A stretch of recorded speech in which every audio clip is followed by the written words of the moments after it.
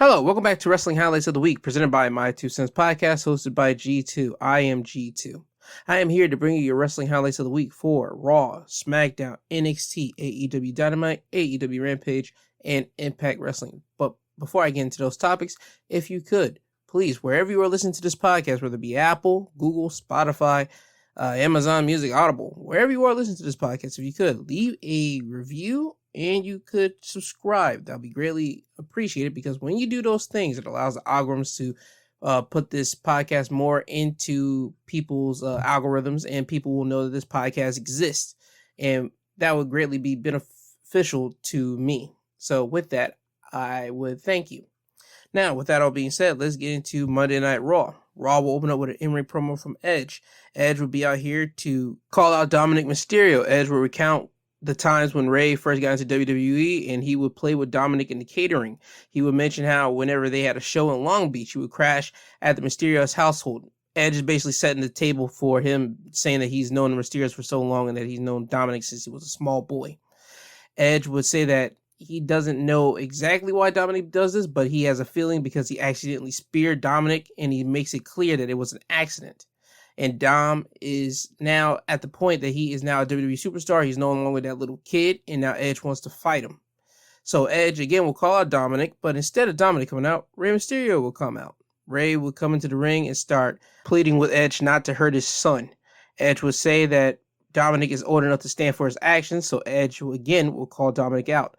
But instead of Dominic, Rhea Ripley would come out this time. Rhea would say that Edge was trying to replace Dominic and Rey was trying to protect his baby boy, but he isn't a baby boy anymore. He is now a grown man.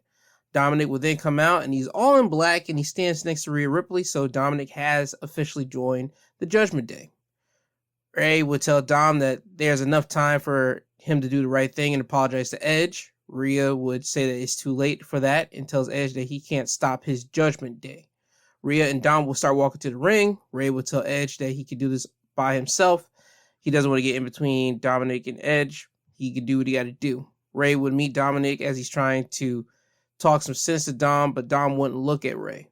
Rey would then walk away, and Edge would now get attacked by Finn Balor and Damian Priest, who slid into the ring behind Edge and start beating him up. Edge will be able to hold his own on this 2-on-1 assault until Dom would chop block Edge behind one of his legs, and now Finn and Damian are in control. Rey would come down to the ring and try to help Edge out, but Rhea Ripley and Dom will play defense, stopping Rey. Dom would throw Rey into Rhea Ripley. Rhea would hit Rey with a forearm behind the head, then throw him into the steel steps.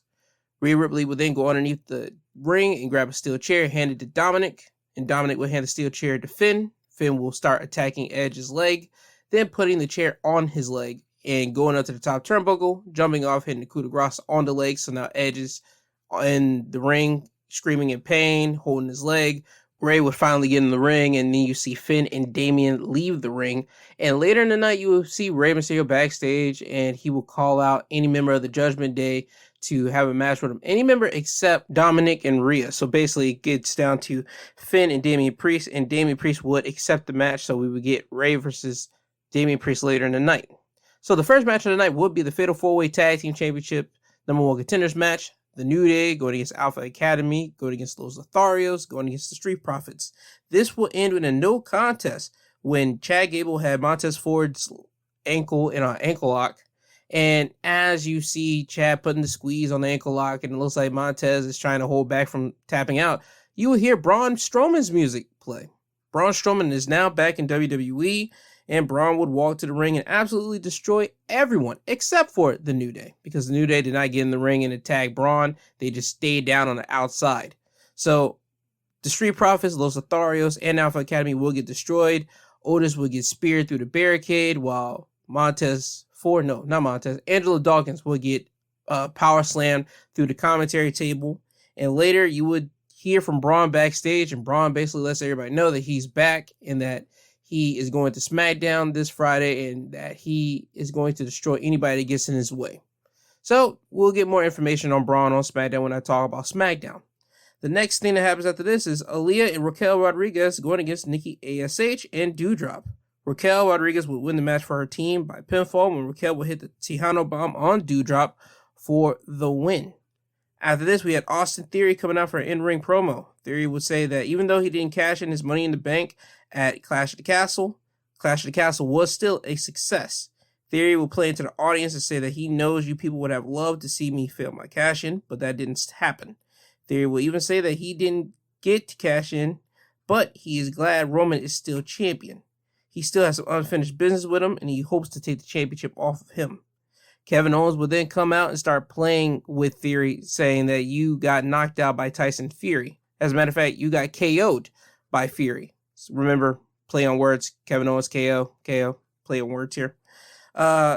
Theory would throw some jabs at Kevin Owens. Kevin Owens would throw some bad jabs back at Theory until the referee comes out and we get a match between Theory and Kevin Owens. Kevin Owens would win the match by pinfall when he would hit the pop-up powerbomb, then a stunner on Theory for the win. Nice match between Kevin Owens and Theory. Again, this is setting up for Kevin Owens to more or less be that guy to go against Roman Reigns somewhere down the line and probably take Sami out of the bloodline. So again, we're still building up Kevin Owens to be that incredible contender. After this, we get an in-ring promo from Damage Control. Remember, Damage Control is the group that consists of Bayley, Dakota Kai, and Io Sky. They'll be out here to gloat about their win at Clash of the Castle. Dakota and Io would announce that next week they will be challenging for the Women's Tag Team Championships because Dakota wasn't the legal woman when she got pinned last week, so that's the reason how they are getting this opportunity. And Bayley will gloat about pinning Bianca at Clash of the Castle. She will say that Bianca hasn't been pinned in over 300 days, and she did what women in the back couldn't do while she was gone. The Raw Women's Champion Bianca Belair will then come out. Bianca first will congratulate Bayley for the win at Clash of the Castle, and then decide to challenge Bayley to a match later tonight. Bayley will say that she isn't going to wrestle because it's a Labor Day. Bianca will say that it took all three of them to beat her at Clash. It wasn't just Bayley. Bianca will say that if you want true power, you have to have the Raw Women's Championship. But until then, you have no power.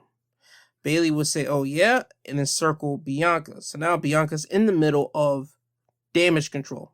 And it looks like they're about to jump her, but Bayley would move her hands towards Io and Dakota to tell them to lay off of Bianca and leave out of the ring. So Damage Control would leave the ring. Bayley then will leave Bianca with this, saying that Bianca can't handle losing to Bayley and wanting to prove that that loss was a fluke. Bayley would say that that's not a problem for Bayley at the moment. They have bigger issues at the moment to deal with, like the Women's Tag Team Championships. But Bayley would assure Bianca that when and if she wants that Raw Women's Championship, she will have it. So again, we're setting up for Bayley to go against Bianca somewhere down the line. And again, we're setting up for Damage Control to try to win all the championship gold on Monday Night Raw. Will they succeed? Who knows? We'll just have to see as this storyline continues to play out. After this, we would get Rey Mysterio versus Damian Priest. Damian Priest would win the match by pinfall thanks to the Judgment Day. Rey will have Damian in position for the 619, but Dominic will get on the ring apron and stop Rey. Rey will then question Dom, and then out of the corner of his eye, he sees Finn Balor get on the ring apron. He runs over and attacks Finn. Then he sees Rhea Ripley try to slide into the ring, and he looks at Rhea Ripley and catches her try to slide in. So Rhea would slide out, and then he pays attention back to Damian Priest, but it's too late. Damian would hit Rey with a clothesline, and then grab him and finish him off with the South of Heaven, which is a chokeslam, and cover Rey for the win. After the match, Judgment Day would get in the ring, and Rhea would say that next week, Dominic will face Edge. So Dom will go against Edge next week on Raw. Now it's time for the main event of Monday Night Raw, the United States Championship match inside of a steel cage. Bobby Lashley going against The Miz, who had Ciampa on the outside. Bobby would win the match by pinfall when Miz was on the opposite side of the cage, basically climbing on the outside, and he was close to being literally hitting the floor until he would see Dexter Lumis slide out from underneath the ring and just stare at him. This would freak Miz out, and he would climb back up the cage and back inside the ring, and Miz would not keep his eyes off of Dexter. But as soon as he would focus back onto Bobby, Bobby would hit Miz with a spear, cover him to retain his United States Championship. After the match, this is where the real situation comes into play. Bobby will leave the ring. Dexter will climb into the cage and inside the ring. Miz would try to crawl out of the ring, but Bobby would be at the cage opening and shut the door on him.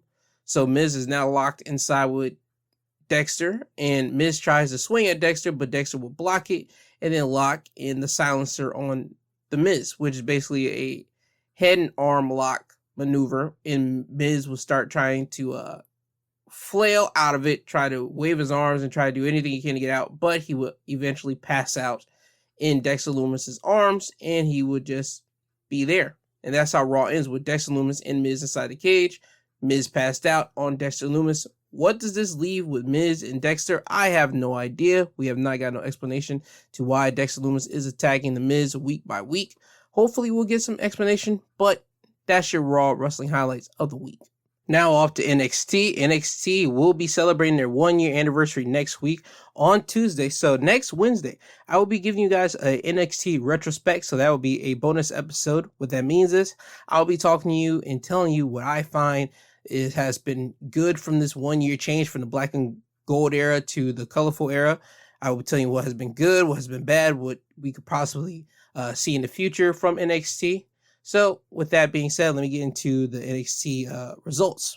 First thing that happened on NXT was Tyler Bate coming out with an in-ring promo. Tyler would thank everybody from the bottom of his heart, everyone that came out Sunday, and people that have supported NXT UK, and he would thank Braun Breaker. Tyler would give props to Braun Breaker, saying that he's the real deal. Tyler would say that he is the first and last NXT UK champion, and he will be remembered in the history books. And then Gallus will come out and start berating Tyler Bate for not winning his match against Braun Breaker. They will say that he should be ashamed of himself for not only letting himself down, but the entire UK roster down, his country down, all that stuff. Tyler would jab back at Gallus and say that you guys didn't win either. Gallus will then get in the ring, so now they are trying to intimidate Tyler. Tyler will get mauled by Gallus, and now it's a 3-on-1 beatdown. 2 security members would try to stop Gallus, but they would beat up the security. Braun Breaker would come down to the ring to make the save for Tyler Bate. Tyler and Braun would beat up Gallus, sending him out of the ring. Braun will get a mic and say that later tonight. Tyler Bate and Braun will be going against Gallus, so that will be the main event of NXT. After this, we will get Toxic Attractions, Gigi Dolan and JC Jane going against Nikki ASH and Doudrop. Doudrop would win the match for her team by pinfall when Doudrop would catch Gigi Dolan from the second turnbuckle, slam her, and then hit a running body splash for the win. For the reason why we're having this match was because Toxic Attraction ran out and interfered in the NXT Women's Tag Team Championship match at Worlds Collide, interfering and helping out the champions Katana and Kaden. So that's the reason why Nikki and Doudrop wanted their revenge on Toxic Attraction, and they got it. After this, we have the matchup between JD McDonough going against Wes Lee. JD would win the match by pinfall when he hits Devil Inside, a pull-in Saito suplex for the win. This was a nice match between both guys. I mean, you saw Wes hit and kick JD like hard in the face, and they would make a replay of that. And then later in the match, you will see JD kind of get a receipt back to it and kick Wes Lee in the face before he does hit the pull-in Saito suplex. After this, we will get a matchup between the Boss, Miko Satomura, going against Roxanne Perez. Before this, here's backstory to this. The reason why we had this match was because after Worlds Collide was over, we would see Roxanne and Miko like bow to each other and Roxanne walk away. Cora Jade would walk up to Miko and say that she wants a match with her on NXT Tuesday. Miko would politely decline and say that she has a match already to go against Roxanne. So Cora Jade was not happy with this, and Cora will be watching Roxanne going against Satomura on Tuesday in the backstage area. Mako would win the match by pinfall when she would hit Roxanne with her finish, the Scorpio Rising, which is a running axe kick to Roxanne's head as she was kneeling down. And then after the match, you would see Mako and Roxanne shake hands and bow towards each other. When Satomura would leave the ring, Cora Jade would slide in the ring behind Roxanne and hit her in the back with a kendo stick. Satomura would then run back into the ring, and Cora would leave the ring. And again, this is setting up more for Cora Jade to be jealous of Roxanne. Roxanne's always getting the opportunities and everything else, while Cora Jade's just left out high and dry. At least that's what Cora's thinking in her world. So this is still building upon layers for the eventual rematch between Cora Jade going against Roxanne Perez.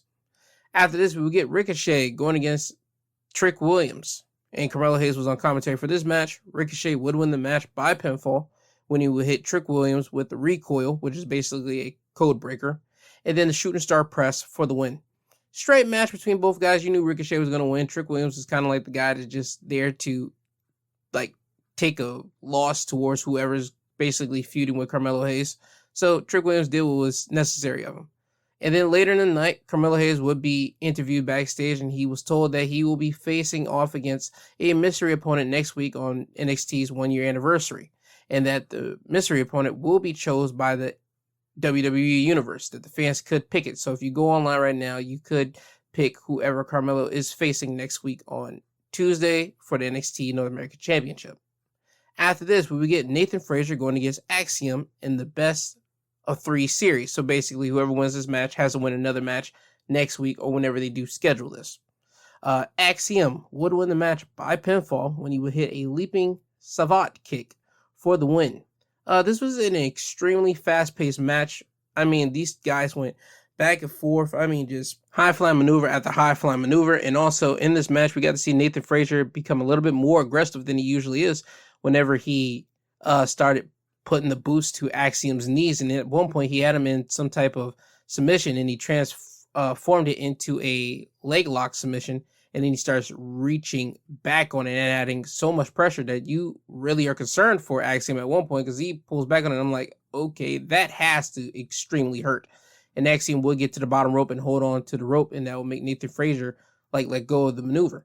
So again, we're seeing an aggressive characteristic out of Nathan Frazier, and it's not a bad thing. Some good guys need to have that aggressive streak to them to bring them to the next level, and Nathan Frazier has it. You were able to see that in this match, so let's hope that we get to see that within these next 2 matches here. And now we get to the main event. Gallus with Wolfgang in their corner going against Tyler Bate and Braun Breaker. Tyler Bate would win the match by pinfall when Braun would hit Joe Coffey with a spear.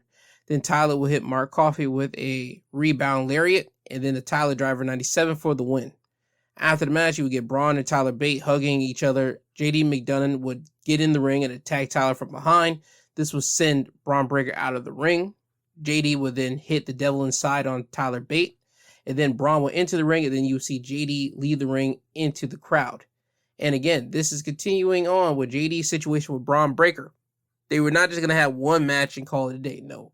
It seems to me that JD is more or less the next guy to go after Braun Breaker for the NXT Championship, and we'll have to get more information on that on next week's NXT. There's a couple of things I forgot to mention to you guys too. During this episode of NXT as well, we would get explanation for why Damon Kemp turned his back on Diamond Mine. Damon would say that he felt underappreciated by Diamond Mine. He was brought in by Roddy, but he never got to show off what he could actually do. He always played second or even third fiddle to the Creed brothers and even Ivy Now. So that's the reason why he turned his back on the Creed brothers and attacked Roderick Strong. And also, we would get some segments backstage from Pretty Deadly as they were trying to figure out who is saying that they got a fluke victory over the Diamond Mine and basically won the tag titles by nefarious means. Pretty Deadly would walk up to Creed brothers and let them know that next week they will be defending their NXT championships against them, and that the fans can pick any matches they want, so that there will be no excuses when Pretty Deadly beats the Creed brothers next week. Julius lets Pretty Deadly know that the anger that he has right now, he's going to take it out on them next week. So we can expect a good match between Pretty Deadly and the Creed brothers next week. And that is your wrestling highlights of the week for NXT. Now off to AEW Dynamite. This is the most highly anticipated Dynamite, I say, since the beginning of Dynamite when it first started in 2019. Literally since the first episode. This is the most highly anticipated episode of Dynamite. We're coming back from All Out 2022, the pay-per-view that just happened this past Sunday. And we are dealing with all the fallout that came from the All Out press conference after the pay-per-view. For the people that did not pay attention, and boy, oh boy, were you one of the lucky ones.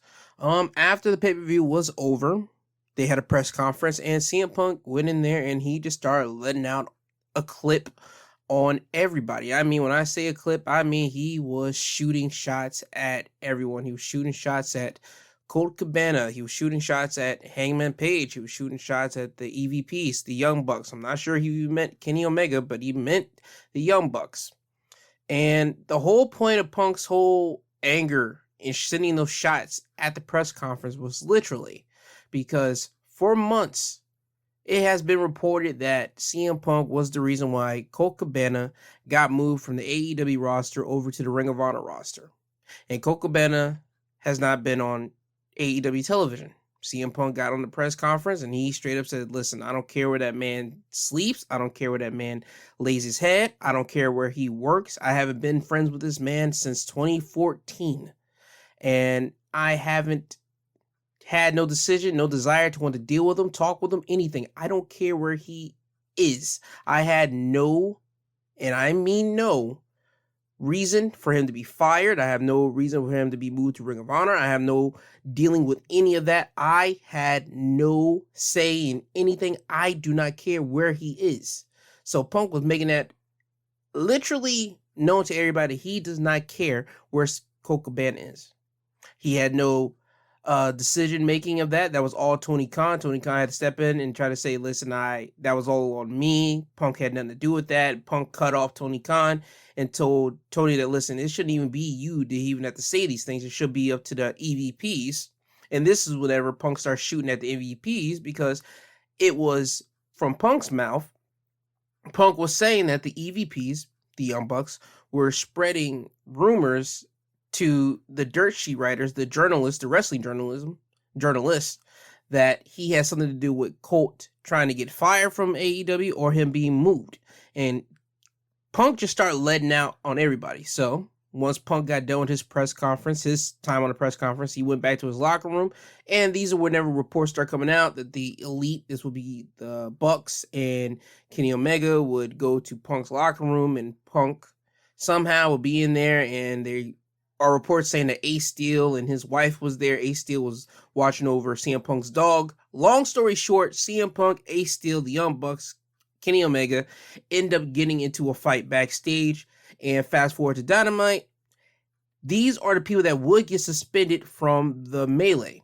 The people that would get suspended from that fight would be Kenny Omega, the Young Bucks, Pat Buck, Christopher Daniels, Michael Nakazawa, and Brandon Cutler. Now, why is Brandon Cutler and Michael Nakazawa there? Because Michael Nakazawa is like the handler for Kenny Omega on television. I don't know if he's the handler for Kenny off television, but he hangs around Kenny Omega a lot. Brandon Cutler, he hangs around with the Young Bucks, and that's their boy. He records everything for them for their YouTube show, Being the Elite, and he also does character work for them. So it's natural for him to be around. So more or less, he probably got involved with the fight. No, it's not been reported, so I don't know if he did. I just know that he's been suspended. Pat Buck and Christopher Daniels, they are executives in AEW, and again, I think they were there probably trying to break it up, but somehow I don't know how they got into the fight. I don't know if they tried to break it up. I don't know, but I just know they were part of the suspended list. We do not know the fate of CM Punk and Ace Steel at this particular moment of this recording. But when AEW would first start off, we would get Tony Khan popping up on the screen, and he would say that he had to vacate the Trios Championships and the World Championship. But he does let people know that the Trios Championships will not be vacated for long, because we'll be crowning new Trios Champions tonight in a match between the Death Triangle and Best Friends. And starting tonight on Dynamite, there will be a tournament to get to the finals of who will be crowned the new AEW World Champion at Arthur Ashe. To start the tournament off, we will be getting Bryan Danielson going against Hangman Page. But before we will get to any of those matches, the first person to come out after the video of Tony Khan will play is MJF. And MJF comes out to the Buffalo crowd because AEW is in Buffalo, New York. He comes out in a Buffalo Bills jersey. He's playing up to the crowd. The crowd's so happy to see MJF. He's like the good guy right now.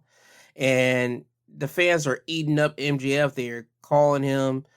They're chanting his name. They're saying, "You were right." MJF would say that the last time you guys saw me, I said some offensive things.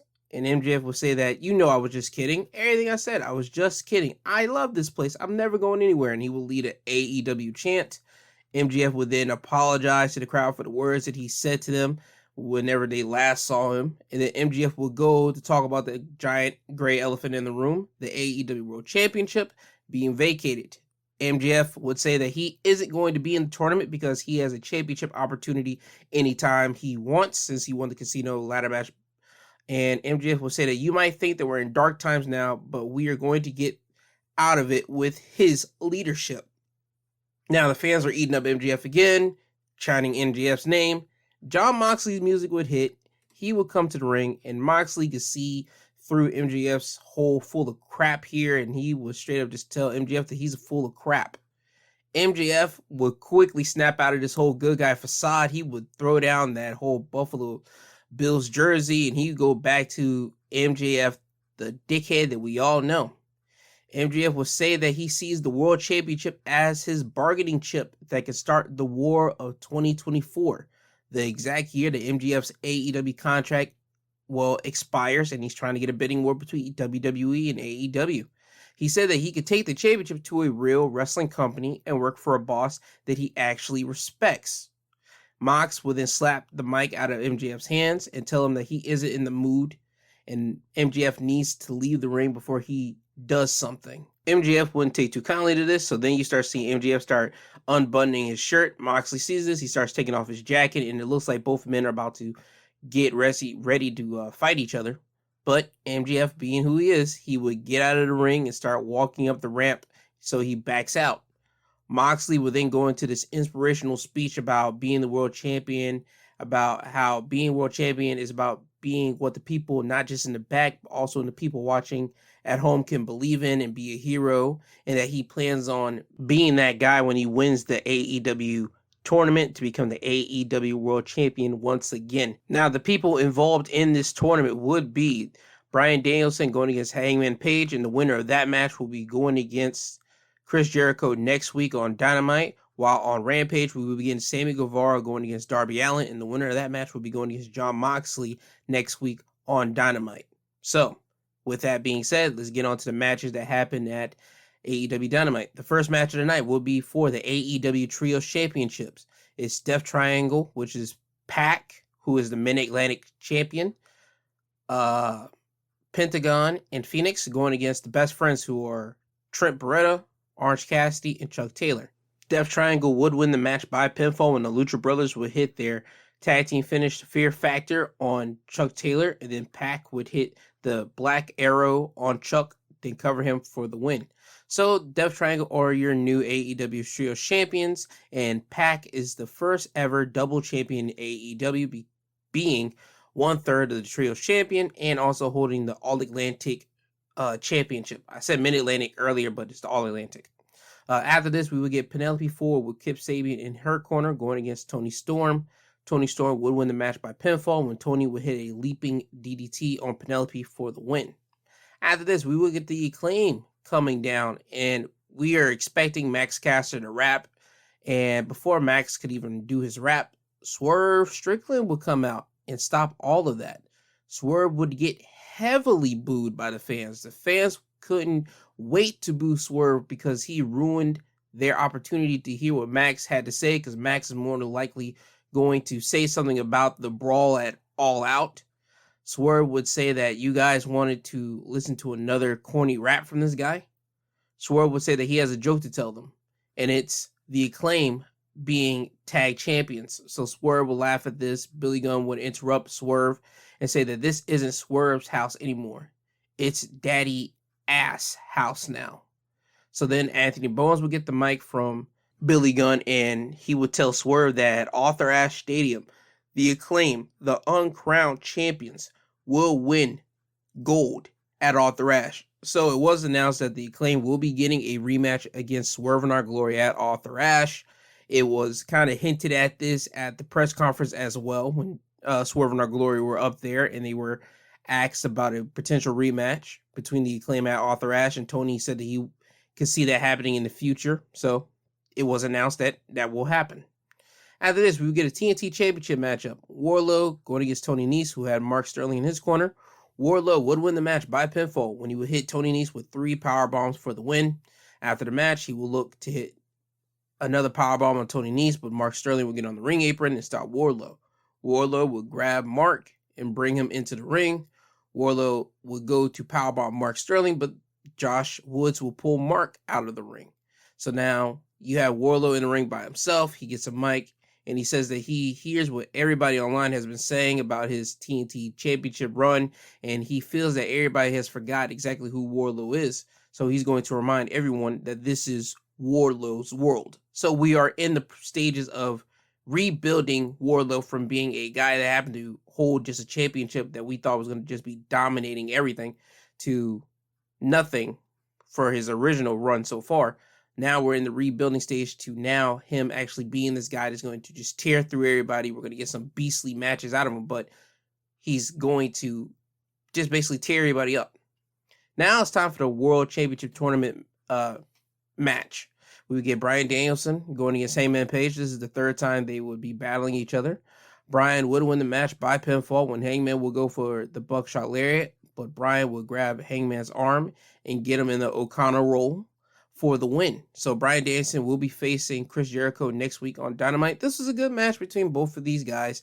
And this is a match that you should expect to be good because Bryan Danielson and Hangman have fought twice, and both of the matches have been spectacular matches. Personally, to me, I think their second match was better than their first one. And this third one is nice, but I put it on the bottom of the list. The second match is the best one. The first match is the second best, and this third match is the third. Before the match happened, like whenever the match graphic would show up for who's in the tournament, I was shocked that Hangman was in it. I tweeted out, I don't know how Hangman's even in this tournament because he was the spark that kind of lit the match for Punk to kind of going off. And people might not agree with that, but it's the truth. Whenever Hangman went into business for himself on the last week before they went into Double or Nothing a couple months ago, when him and Punk had that AEW Championship match at Double or Nothing and Hangman went off script. And Punk, I believe, was the only guy that knew what Hangman was talking about. The fans didn't know. I didn't know. You had wrestling veterans that didn't know what Hangman was talking about. You had people in the wrestling media that they had no idea what Hangman was talking about. The only person that knew what Hangman was talking about was Punk. And that stuck in Punk's crawl. That really stuck there. So Punk said at the press conference that he gave Hangman the opportunity to apologize. Hangman did not apologize. And that's whenever you got literally 3 weeks ago where Hangman was not around to answer Punk's calling him out for an AEW World Championship match, and that's when Punk said that isn't cowboy crap, that's coward crap. That was Punk saying that was his receipt for Hangman going off script and going into business for himself. And Punk would apologize at the press conference for doing that, and he said, I did what I did because that was his receipt, and I apologize for having to stoop to Hangman's level for that. So, again, I was shocked to even see Hangman in this tournament. So this was I believe Tony Khan's way of giving Hangman a little pow, like a little slap on the wrist for saying that you went into business for yourself. You caused this whole thing, but we can't do nothing to you. We can't fire you. We can't suspend you because you did not get into an altercation with Punk. You did business with him at Double or Nothing, but you went off script. So you losing to Bryan Danielson, we can do that for you here. And I'm cool with it. Fine. We got another match between both of these guys. And again, it was a good match. But I was just shocked to see Hangman in this tournament, to be completely honest with you, because if Hangman was not the first domino that dropped, because that literally was the thing that got Punk's flame flickering from literally that moment to all the way to All Out's media scrum. Without that comment, I don't think we would get Punk to a degree going off the way that he did at the press conference. Now, on to the next thing. We will get Stokely Hathaway and his group coming out. Stokely will be on the entrance stage with his group, and he says that he knows everyone is wondering why he helped MJF at Double or Nothing. And before Stokely could even proceed, a production assistant would tell Stokely that he isn't supposed to be out here, and they are low on time. Stokely would grab the assistant and say that when he is on the mic, you have to pay him the respect like you would your own father. So Stokely would then punch the assistant in the throat with the mic, and then you'll see all the rest of Stokely's group guys beat up on the assistant. You see the Gun Club beat up on the assistant. You see Ethan Page just yelling at the guy. I believe Lee Moriarty even put some foot stomps to him. Ethan Page does too, but the guy who really put the nail in the coffin for this production assistant was W. Morrissey, when Morrissey would big boot the assistant right in the face. So then Stokely and his guys would then walk to the back. And now it's time for the main event of Dynamite. It's for the Pure Championship. It is Daniel Garcia versus Wheeler Yuta. Daniel Garcia would get the hometown treatment because he is from Buffalo, New York, and they're in Buffalo tonight. So he would come out being rapped out by rapper Westside Gunn. And West Side Gun, again, is another guy that comes from Buffalo, New York. He represents Buffalo and everything that he does. So it was a perfect hometown treatment. Everybody was loving Daniel Garcia throughout this match. This was a real hard-hitting, striking matchup between Daniel Garcia and Wheeler Yuta. In the end, Garcia would lock in the sharpshooter, and I believe he's calling it now the Dragon Slayer. And Yuta would grab Garcia's head and try to bend it back to stop the submission, but he would eventually tap out. So Daniel Garcia is your new Ring of Honor Pure Champion. After the match, confetti would pop into the air and fly down into the ring. Daniel Garcia is so happy. Bryan Danielson would get in the ring and tell Wheeler Yuta to shake hands with Garcia. They shake hands. Bryan would take the Pure Championship away from Daniel Garcia, tell him to turn around. Bryan would then put the championship around Garcia's waist, and then he would extend his hand out for Garcia. Garcia would then shake the hand of Bryan Danielson, and then Chris Jericho would come down and start walking on the ramp, and he would just stand there and start yelling at Garcia, "What are you doing?" as Bryan Danielson is raising the arm of Daniel Garcia in the air, and he just stares at Chris Jericho with a smile on his face. This is Bryan Danielson playing mind games with Chris Jericho, knowing that he has to face Jericho next week in the tournament for the AEW World Championship. So Bryan is playing mind games, saying that, hey, I'm about to take one of your guys. He's about to be one of my guys because your guy already looks up to me. Daniel Garcia already admitted that some time now. And it's already been a situation where he's been in the middle between his idol and his mentor. And he's leaning more now towards his idol because, remember, his mentor at All Out said that you won't have me or the Jericho Appreciation Society. So Daniel Garcia went into this match literally strictly by himself with no Jericho guys or Jericho around the ring. And so for his idol, Bryan Danielson, to come out and to put the championship around his waist and to shake his hand and then to raise his hand in the air, you can see where Daniel Garcia might be leaning more of his loyalty now towards Bryan Danielson other than Chris Jericho. So again, this is a nice piece of a story, a nice piece of a characteristic, that a layer, if you will, onto a story that's going to be building up more between Daniel Garcia and Chris Jericho, which could lead to Daniel Garcia just possibly joining the Blackpool Combat Club. We'll have to see. But that is your AEW Dynamite Wrestling Highlights of the Week. Now, onto Impact Wrestling. It was announced that next week on Impact, it will be Moose and Steve Maclin going against Black Taurus and Crazy Steve. The X Division Championship will be defended, where Mike Bailey will be going against Mascarita Dorada. And the Good Brothers will be going against the Motor City Machine Guns. Now, the first match to open up Impact is Aussie Open going against Bullet Club's Ace Austin and Chris Bay. Aussie Open would win the match by pinfall when they would hit their tag finish. A double wheelbarrow suplex on Chris Bay for the win. I do not know how to say their tag finish name. I believe it's like Corliss.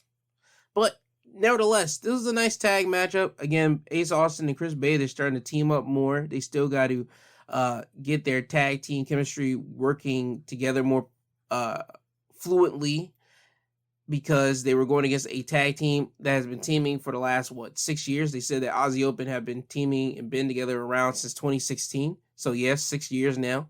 So the team with the more experience was obviously going to win, and that was Aussie Open. And also they just debuted on Impact literally last week, but this is their first time in the ring this week. So Aussie Open was obviously going to win, but it was a nice showing between Ace Austin and Chris Bay going against Aussie Open. This match was a legit nice way to open up Impact. After this, we would get Mickie James going against Rachel Rose.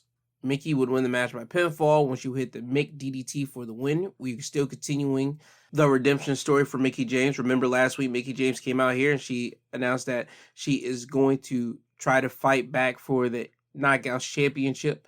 And she did say that if she loses any time between getting the Knockouts Championship, whether it be on the way up to it or even in the championship match, she will be walking away from professional wrestling. So this is the level 1 of this redemption story. After this, we would get Kenny King going against Yuya Uemura. Uemura is coming from New Japan. He just graduated from the Young Lions program. For anybody that doesn't know or not familiar with New Japan's Young Lions program, It's basically when a new person is coming into professional wrestling. This is basically New Japan's wrestling school. You start from the bottom up, meaning that you train in a dojo, you wash all the wrestlers' gear and all this type of stuff. You set up the rings, all that stuff for New Japan. And then when you graduate their Young Lions program, you get to go out on excursion, meaning that you go to a different country and you work with different promotions to try to get yourself better and try to learn the craft of professional wrestling in whatever country that you are stationed at. So whenever they decide to call you back for New Japan, you are now back. You are back from excursion. You have a character. You have a wrestling style that you have perfected, and you're off to the races in your New Japan career. So that's the thing that Yuya is on right now. He's on excursion. He's trying to gain some wrestling in the American background now because he's in America, at least in Impact for this. Yuya would win the match by pinfall thanks to some help from Mia Yim. Kenny King will roll up Yuya and have his feet on the ropes, but Mia Yim would push Kenny's legs off the ropes. Kenny will look at Mia and ask her why is she out here, then grab her by her hair. Mia will push Kenny's hands off of her and then kick him in the head. And then once Kenny would get up and turn around, Yuya would jump off the top turnbuckle and hit him with a crossbody for the win. Now, the reason why Mia Yim was out here was because Kenny King tried to go up to Scott D'Amore earlier in the night and try to get another X Division Championship matchup. But Scott D'Amore would turn down Kenny King and Mia Yim would like poke and prod at Kenny King and they would have a back and forth between each other. And that's the reason why Mia Yim is out here, because they had an altercation backstage, well, in words. After this, we have Chelsea Green going against Taya Valkyrie. Chelsea Green had Deonna Purrazzo in her corner. Taya Valkyrie had Jessica and Rosemary in her corner. Chelsea would win the match by pinfall thanks to outside distraction. When Taya would run the ropes, Deonna Purrazzo would trip Taya. Deonna would walk away, but Rosemary would tackle Deonna to the floor. The referee would see this and start paying attention to the outside action, missing Taya rolling up Chelsea. When the referee would turn around and make the count, Chelsea would kick out at 2. Jessica would get on the ring apron and talk to the ref, saying that it was a 3. And you would see Taya pick up Chelsea, and once she does this, Chelsea would poke Taya in the eyes and then like push her into Jessica, knocking Jessica off the ring apron. Chelsea would then grab Taya and finish her off with the I'm Prettier, which is the Unprettier or Kill Switch, whatever names you want to use here, for the win. So Chelsea Green has a win over Taya Valkyrie. We would then go into our Digital Media Championship matchup between Bhupinder Gujjar going against the champion Brian Myers. Brian Myers would win the match by disqualification when Brian would hit Gujjar with an Impaler DDT or a Leaping DDT. Brian would then cover Gujjar, but Gujjar would kick out. Brian would then leave the ring and he would go and grab the championship. Brian would put the title on the apron. Gujjar would grab one end of the championship, and Brian would then have the other end. So now you see Brian and Gujjar playing tug of war with the belt. Gujjar would get control of the championship and then hit Brian in the face with it. The ref will call for the bell for the disqualification, and Gujjar at first would have a look of shock on his face, and then he would turn it into one of happiness and then leave the ring and start walking away with the championship. Gujjar would be met backstage by Scott D'Amore and Brian Myers and security, and Scott would tell Gujjar to hand him the championship back. Well, hand him over the championship.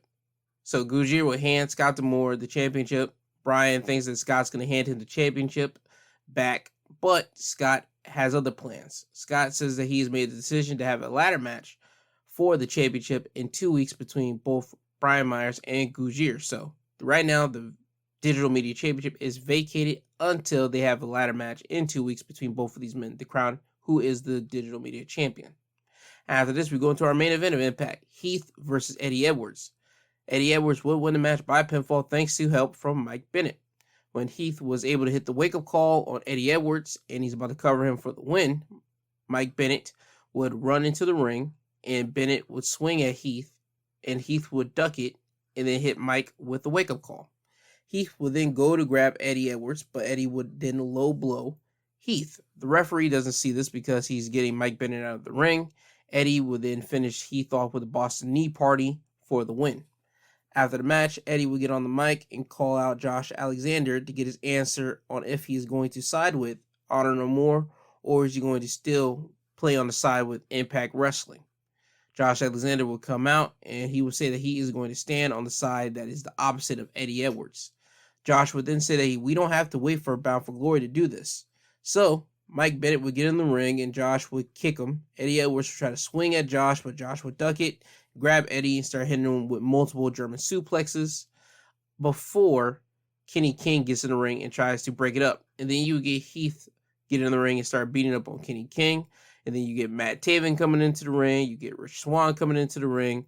So now it's Impact's 3 guys of Rich Swann, Heath, and Josh Alexander going against Honor No More's 4 guys of Kenny King, Matt Taven, Mike Bennett, and Eddie Edwards. Honor No More would get the better of the 3. Eddie Edwards would Tiger Bomb Josh Alexander. Then Kenny and Matt Taven will hold Josh, and Eddie would hit him with the Boston Knee Party. At the end of Impact, you will have Honor No More standing tall over Impact's 3 guys. And that is your Impact Wrestling highlights of the week. Now we're off to SmackDown. SmackDown would open up with Corey Graves being next to Michael Cole. It was announced that Pat McAfee will be stepping away from WWE for a couple months because he has now accepted an ESPN college football analyst position on college football days, like for whenever they got college footballs on Saturday. You will see Pat McAfee there. So Pat will be gone from WWE for a couple months. He will be back by the end of the year. So that's the reason why Corey Graves is here. It doesn't say that Corey Graves is going to be announcing with Michael Cole all the time when Pat's away. So we could be seeing Michael Cole and an influx of guest announcers until Pat comes back. Now, the first match of the night of SmackDown will be a 6-man tag. The Brawling Brutes, which are Sheamus, Butch, and Ridge Holland, going against Imperium, the Intercontinental Champion Gunther, Giovanni Vinci, and Ludwig Kaiser. Imperium would win the match by pinfall when Ludwig and Giovanni would hit their Imperial Bomb, which is their tag team finisher, which is a powerbomb European uppercut combo for the win. This was a nice way to open up SmackDown. You knew you were getting as soon as you got this match happening. These were 6 guys that couldn't wait to get to each other. Sheamus and Gunther, they really didn't brawl with each other during this match. I mean, you got a couple moments here where they would charge at each other, they'll hit each other, but it'd be broken away. They would go after other members of the opposite team. So you got a little bit of Gunther versus Sheamus, but if you really want to watch them go at each other, I suggest you go back to Clash at the Castle and watch that match. It's a real hard-hitting matchup, and I promise you're not going to be disappointed in that. After this, it's time for the Usos and Sami Zayn to come out to the ring, and they're here to brag about Roman Reigns beating Drew McIntyre on Drew's turf at Clash at the Castle, how he's still the undisputed Universal Champion, and they will be bringing out Solo Sikoa to join them in the ring to have him be initiated into the bloodline. Once Solo Sikoa would come down to the ring, he would get in the ring, he would dap up his brothers, the Usos. Sammy would try to give Solo a hug, but Solo just looks at Sammy and he gives him the Jay Uso treatment that Jay is giving Sammy, but he just gives him a head nod, and Sammy's okay with that. Solo Sikoa would state that, "You come from my family, I come for you. You make problems, I finish them. The bloodline just got bigger, and I'm here to stay." So then the Usos would hit their tagline, "Put your ones in the airs because you the twos and we the ones." Drew McIntyre will come out to the ring with a steel chair. Everybody in the ring will leave except for Solo Sikoa. Drew McIntyre will hit Solo in the gut with the chair, and he's about to hit Solo in the back with the chair. Sami Zayn would get in the ring and push Solo out of the way, so Sami would get hit in the back with a steel chair. You would then see Drew look at the bloodline as they're retreating on the entrance ramp, and Drew will call out Solo for a match tonight. Solo would agree, so that would be your main event of SmackDown. After this, we get Raquel Rodriguez and Aaliyah going against Toxic Attractions, Gigi Dolan and JC Jane. This is their SmackDown official debut on SmackDown as a SmackDown roster member, because it was announced on commentary. They kind of hinted at that. Raquel and Aaliyah would win the match by pinfall when Aaliyah would hit Gigi Dolan with a spear, and then this would allow Raquel to hit the Tejano Bomb on JC Jane for the win. And again, this is giving them momentum going into their tag team championship matchup on next week's episode of Raw against Dakota Kai and Io Sky. After this, we get our Fatal 5-Way elimination match, where the winner will be facing Liv Morgan at Extreme Rules for the SmackDown Women's Championship. It is Ronda Rousey, Sonya Deville, Natalya, Xia Li, and Lacey Evans. Natalya will be the first woman eliminated when she would tap when Ronda will put her in the arm bar. Xia Li will be next when Sonya Deville had her in a Cobra Clutch and Xia will tap. Lacey Evans will be next, and that's by Ronda Rousey when she had her in the arm bar. And now it's down to Sonya Deville and Ronda Rousey. Those two would at least get into a nice little amateur wrestling like situation. They'll have a nice stare down. They'll do amateur wrestling. And Sonya Deville got up on Ronda, but Ronda's just Ronda. She's too dominant for this. And Ronda would get Sonya Deville in an arm bar, but then she will switch it over to an ankle lock and then make Sonya Deville tap that way in the ankle lock. So Ronda would win the match, and she will be facing Liv Morgan for the SmackDown Women's Championship at Extreme Rules. Also, I forgot to mention that Liv Morgan was in a skybox watching the matchup as well. After this, we would go to the back and we would see Ronda Rousey walking backstage, and her friend Shayna Baszler would stop her. Shayna would say that, I know you don't want to hear it, but I'm going to give you it anyway. She's going to wish Ronda Rousey luck in her match against Liv. Ronda would tell Shayna that she knows Shayna is upset, but it's okay because she knows what's better than winning. It's revenge.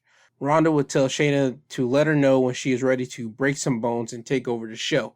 So we're now going to get Ronda trying to help Shayna become that dominant monster that she once was, not this person that we're dealing with now who just can't seem to beat Liv Morgan. So we'll see what happens whenever Shayna Baszler is with Ronda again. After this, we get an 8-man tag matchup.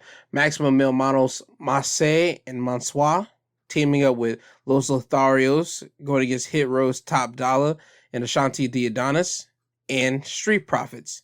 Hit Row would win the match for their team when they would hit their tag finisher, Heavy Hitter, on Mansois for the win. So we're giving Hit Row more wins here. I'm not mad at that because, again, they need to rebuild back up the stock that they had before they left WWE. And, again, Hit Row has a whole lot of potential. I'm just shocked they didn't give it to Los Lotharios like to take the pin. You pin Maximum Male Models again. So it seems to me we might be going into a different direction with Maximum Male Models. Maybe. That's just a maybe here. After this, we get Alpha Academy will make their way to the ring. We're supposed to get Braun Strowman coming out here, but Chad Gable says that he's here to disrupt the return of Braun Strowman, the same way that Braun did at Raw when he cost them a shot at the tag titles. Braun would then come out and get in the ring and start fighting the Academy. At first, Otis was able to get at Braun until he couldn't, and Braun just laid waste to both Chad Gable and Otis. He would powerbomb Chad Gable. That looked like a regular powerbomb. But then, when he had Otis in position to powerbomb him, nobody thought he could do it. The crowd was hyped up to see it. You heard Corey Graves and Michael Cole saying, he can't be serious. And then whenever he did it and he actually powerbombed Otis, it was an incredible feat of strength for Braun to do it. But again, he is the monster among men. I'm sorry, monster among monsters. That's his new nickname here. They're going to switch it back to monster among men because monster among monsters is the dumbest one. So Braun Strowman is here. He didn't say anything on SmackDown. He's just back in WWE. So we got to see what WWE does with him. This is his first week back. They have nothing technically set up for him yet. But within these next couple of weeks, I have a feeling that we're going to see Braun either step up into the main event spot on Monday Night Raw, or is he going to be on SmackDown trying to tear people up? It's just one of those two things. After this, it's time for the main event. Drew McIntyre going against Solo Sikoa with the Usos and Sami Zayn in his corner. This match will end in a no contest. When towards the end of the match, as the referee was dealing with Sami, who was on the ring apron, the Usos would pull Drew McIntyre out of the ring and start beating him up. This would continue to happen until the Street Profits would come down to help Drew McIntyre. And you can see the Street Profits beating up on the Usos. Sami Zayn would get off the ring apron, run over to try to even it up. So now it's a 3-on-1 beatdown of the Usos and Sami Zayn beating up on Angelo Dawkins as Montez Ford will climb up the top turnbuckle, jump off, and hit the Usos and Sami with a crossbody. Solo Sikoa would get Drew back in the ring. Solo would try to hit a move on Drew, but Drew would run the ropes and hit Solo with a Claymore kick, which would send Solo Sikoa out of the ring. This would lead to Karrion Kross getting in the ring and locking Drew McIntyre in the cross jacket, which is basically a coquina clutch or a more evasive like sleeper hold. And Drew would try to fight out of it, but to no avail. He would ultimately just start passing out in the cross jacket as SmackDown would fade to black. So Karrion Kross is here on SmackDown again. He has a continuous feud with Drew McIntyre. Apparently, I think he just wants to take Drew McIntyre out so that Drew would not be in his way whenever he wants to go after Roman for the Undisputed Universal Championship. It has not been stated that's the way yet, but I can kind of see where we're building things up here. So, Karrion Kross came out here and just destroyed Drew McIntyre, so you can expect them to have some type of face-to-face situation next week on SmackDown. But with that is your SmackDown Wrestling Highlights of the week. Now onto AEW Rampage. Rampage will open up with the World Championship Tournament match between Sammy Guevara and Darby Allin. Sammy Guevara will win the match by pinfall thanks to help from Ty Mello and Anna Jay. When Anna Jay will get on the ring apron and distract the ref, this will allow Ty to slide Darby's skateboard into the ring, and Sammy would powerbomb Darby on the skateboard, then slide the skateboard out of the ring, then finish Darby off with a GTH for the win. So Sammy now will be facing Jon Moxley on Dynamite next week, and the winner of that match will go to Grand Slam on Arthur Ashe Stadium, and they will be facing either Bryan Danielson or Chris Jericho, because that match also will be happening next week on Dynamite, and the winner of that match will be facing Sammy or Jon Moxley at Grand Slam for the AEW World Championship. So basically, pay attention to next week's Dynamite, and you'll get your Grand Slam main event for the AEW World Championship. After this, we get Samoa Joe coming down to the ring. Samoa Joe would apologize for being away for a bit, but he does promise to give more violence in the future. Samoa Joe would say that he is open for business for anybody that wants to have a shot at the Ring of Honor Television Championship. Mark Sterling, Josh Woods, and Tony Nese would come out on the entrance stage, and Mark would say, while you were in Hollywood getting pampered, my guys were here busting their butts. Mark would say that Josh Woods should have a shot at the Ring of Honor Television Championship because he is a former national champion, a former Ring of Honor Pure champion. Samoa Joe would agree with Mark and say that they can have the match right now. So Samoa Joe puts the title down, he puts the mic down, he's ready for the match. Josh would get his mouthpiece on, take off his shirt, and try to walk towards the ring. Mark Sterling and Tony Nese would stop Josh Woods and say that they're not going to do it here. No, they're going to do it next week on Rampage, so that's a match that you get next week. Samoa Joe versus Josh Woods for the Ring of Honor Television Championship. After this, we get Madison Rayne going against Serena Deeb. Serena Deeb would win the match by submission when Serena would lock in the Serenity Lock and Madison would tap out. Now it's time for the main event, the Ring of Honor Championship matchup. Claudio Castagnoli with William Regal in his corner going against Dax Hardwood. Claudio would win the match by submission when Claudio would lock in the sharpshooter and Dax would crawl towards the ropes. Claudio would then switch it up to a crossface, but Dax would reverse out of it and get Claudio into a sharpshooter. Claudio would then grab the ankle of Dax to loosen the hold and make Dax face him, and when he does this, Claudio will start kicking Dax in the face multiple times till Dax falls to the ground. Claudio would then hover over Dax and start full arm elbow striking Dax in his shoulder/neck area, and then he will lock the sharpshooter back in on Dax, and then Dax would tap out. So Claudio Castagnoli is still your Ring of Honor World Champion. And that will be your AEW Rampage Wrestling Highlights of the week. Now, before I get you guys out of here, I just want to talk about what's next for AEW. Since right now, again, this is now the time of this recording right now, we still don't know if CM Punk is going to still be with AEW or is he going to be fired. We have no idea with him. We have no idea with Ace Steel, but we do know that the Bucks, Omega, Christopher Daniels, Pat Buck, Brandon Cutler, Michael Nakazawa have been suspended. For how long? We were not given that information. What and where does AEW go from here? I feel that suspending CM Punk is the right move to do. I don't think firing him will be a situation. The wrestling business has had some like fights in the back. It's kind of a thing. Like UFC fighters fight, boxers they fight, all these type of people they fight. It's a kind of a business. You're built off a business of testosterone, and that's just what it is with the wrestling business. That's kind of what you guys do. You guys fight in the ring. You guys fight backstage. That's just kind of your thing. So why are you guys going to fire somebody over that type of situation, especially when nobody got stabbed, nobody got like bodily crippled or anything? That didn't happen with this situation with Punk, the Bucks, Kenny, his boy Ace Steel, and whatever other people might have happened. It was never ever reported that somebody got crippled. No, somebody probably got left with a black eye, somebody probably got a bite mark, but all that stuff will heal. Stop it.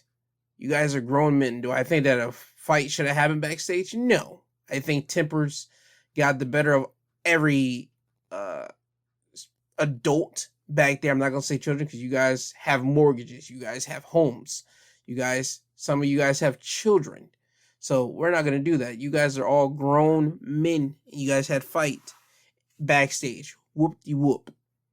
You guys should be suspended the way you guys are now. CM Punk has been reported that he's been injured during his match with Jon Moxley at All Out. Some people are probably trying to say that he probably got injured during the brawl, but either way, he will need surgery on something in his arm. And the way they're saying it is that he has the same kind of injury that Christian Cage has, and Christian also got surgery. So Christian will be out for 6 to 8 months. So they're kind of giving that exact same time frame with CM Punk if he decides to come back, or if AEW decides to keep CM Punk, he'll be gone for at least 6 to 8 months with recovery time for this surgery that he's dealing with.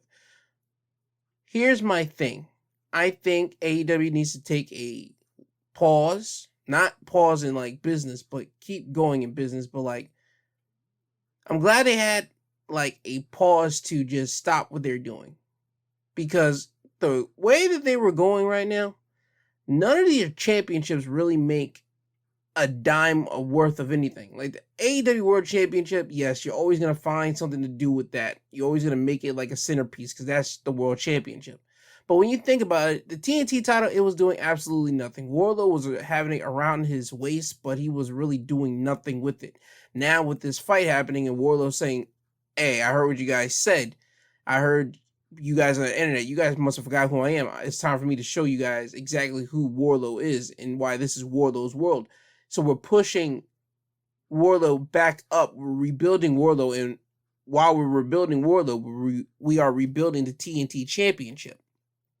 So you guys are doing that with this like restart that you guys were given after All Out.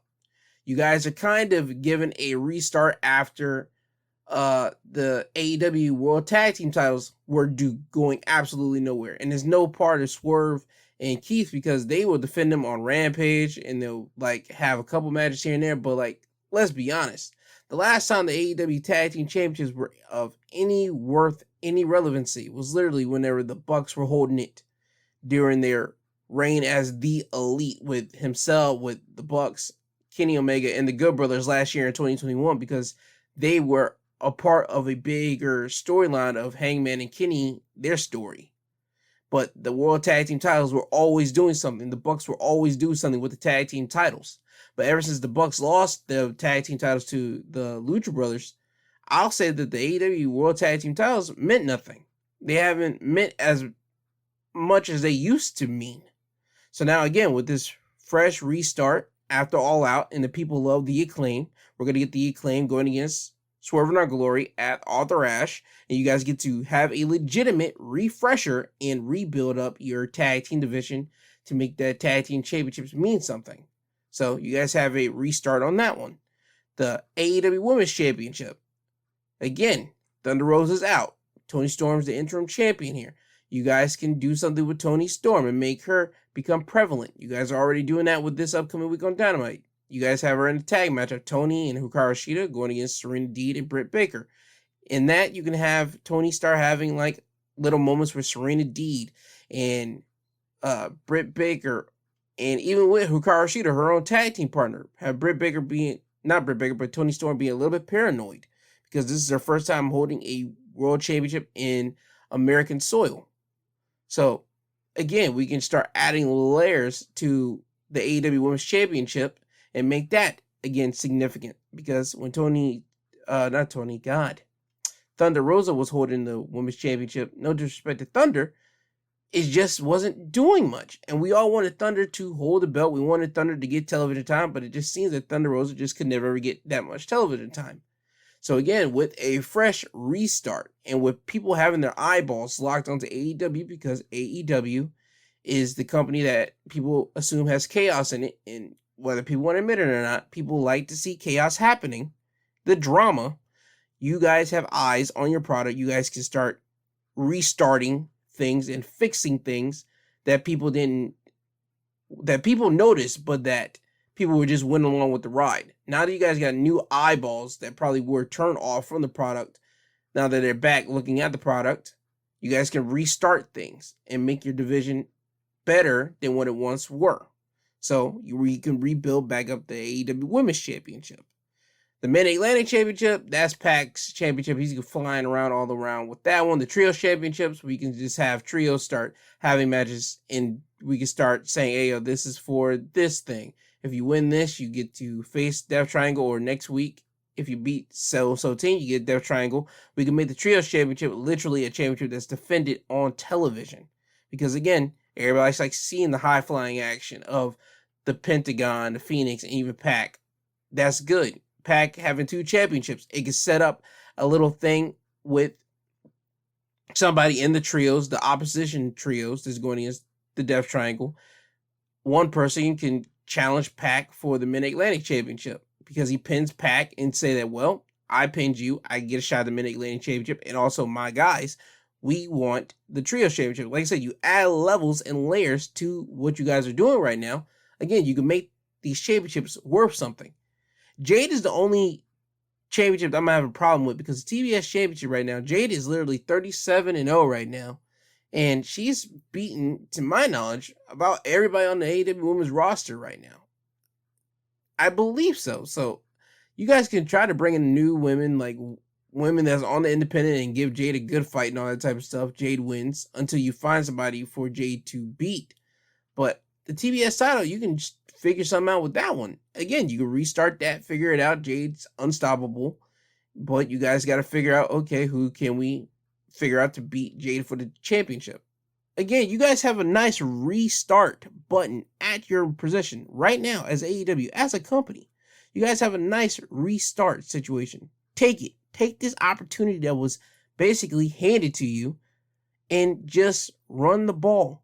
Figure out some stuff with your championships, because the championships is what keep people around.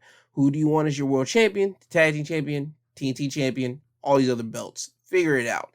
And with the CM Punk situation, if CM Punk is to be fired, announce that.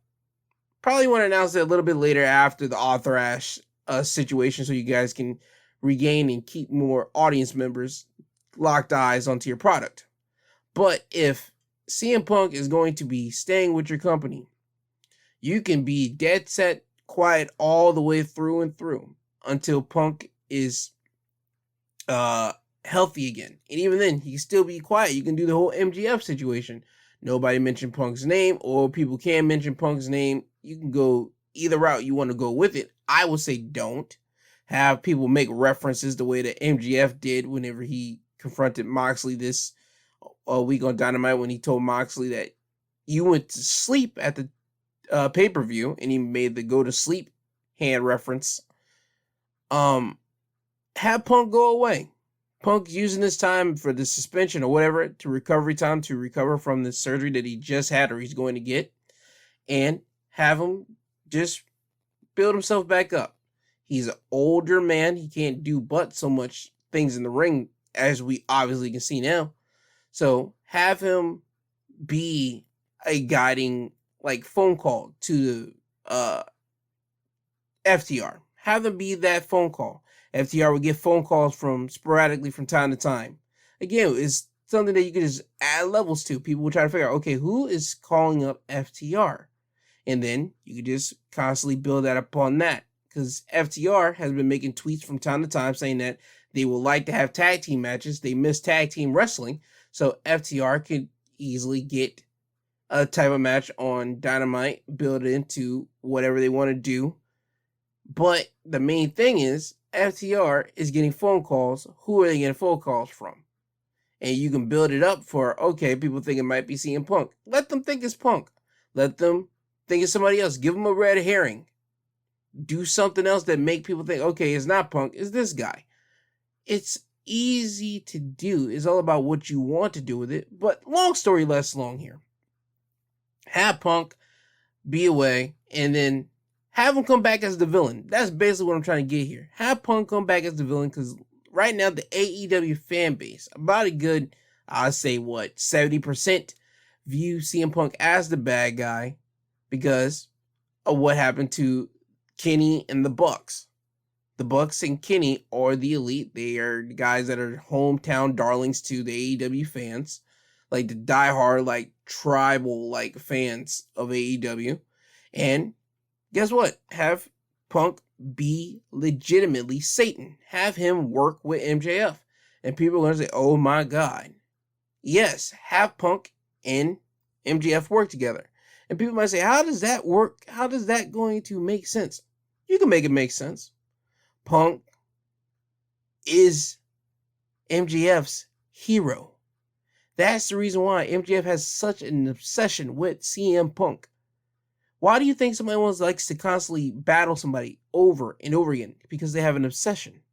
MJF has an obsession with CM Punk. That is his mentor. That is his guy. CM Punk is his guy. It's already been into lore of MJF. We had the rivalry at the beginning of the year of these two. A passion rivalry of MJF basically trying to get at his hero for letting him down and basically creating this monster that he is now. So MJF and CM Punk could form together an alliance. And CM Punk could do what Paul Heyman did for CM Punk in his run of 2013. That's all I'm trying to say. Just be the mouthpiece. Yes, Punk can wrestle, but just have him be wrestling sporadically. Not all the time, just whenever it's necessary for him to do something.